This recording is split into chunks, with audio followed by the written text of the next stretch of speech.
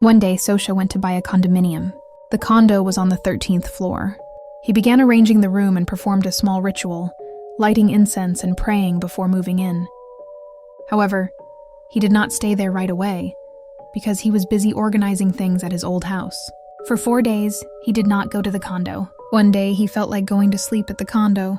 When he arrived, he took a shower and got ready. But suddenly, the bathroom door lock jammed. It took nearly half an hour before he could get out. After that, he went to bed as usual. That night, he did not sleep well. While sleeping, he felt as if someone was waking him up or calling his name. The next day, he went to work as usual. On his way back, he stopped to buy food and saw some flowers, so he bought them and placed them in a vase. A short while later, the flowers suddenly fell out of the vase. When he bent down to pick them up, he felt a strange coldness and goosebumps all over his body. He then cooked and ate dinner. After finishing his meal, he did not take the dishes to wash them, but left them on the table and went upstairs to sleep. That night, he heard sounds as if someone was eating the food 2 or 3 times. He started to feel scared, but he still did not believe that the condo might be haunted.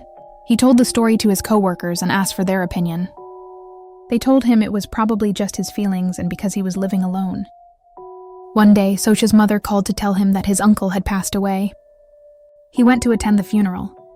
2 days after the funeral ended, he returned to the condo. Feeling sad and upset, Sosha drank some red wine in front of his room.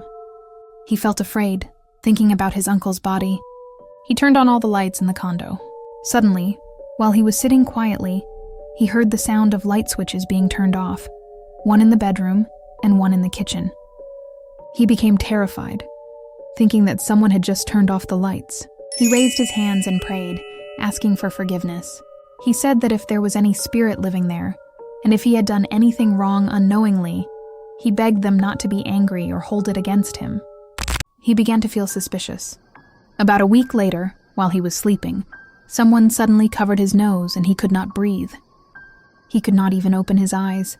He tried to move, but his body would not respond. Suddenly, he heard the voice of his uncle, who had already passed away, shouting loudly. At that moment, his body felt light again, and he could breathe normally. He believed that his uncle had come to help him. The next morning, he went to work as usual. One day, he came across a teacher on Facebook. He contacted her and arranged to meet. He told her everything that had happened, and asked her to check whether something was following him.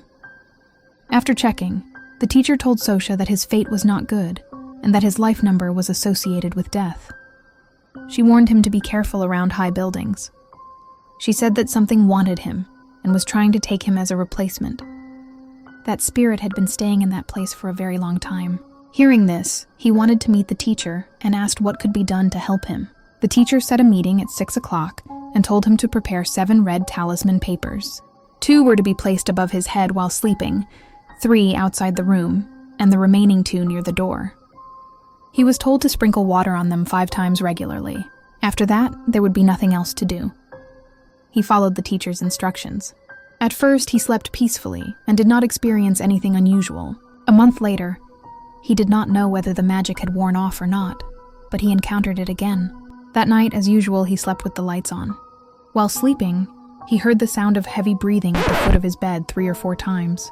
His legs went numb with fear, and his heart started pounding rapidly. He slowly turned to lie on his right side, and the sound stopped. When he opened his eyes slightly and looked into the mirror, he saw someone sitting at the foot of his bed, without a head. When he quickly turned to look directly at the foot of the bed, there was nothing there. He stayed awake until morning. When daylight came, he went downstairs to find his friend. When he arrived, he told his friend everything that had happened. Inside, Sosha felt both angry and afraid. He said he just wanted to sell the condo and be done with it. In his anger, he cursed and shouted, saying he did not understand why something like that would not let him live there. He vented all his frustration and rage. After that, he did not stay at the condo for 5 days. Later on, he felt like going back to sleep there again, so he invited 2 friends to stay with him. After his friends had stayed for 2 days, one night Sosha suddenly felt as if something had slapped his cheek. He woke up and looked around, but his friends were fast asleep. Later that same night, as he was half asleep with his eyes closed, a hand reached out and forced his mouth open. The hand felt like a human hand.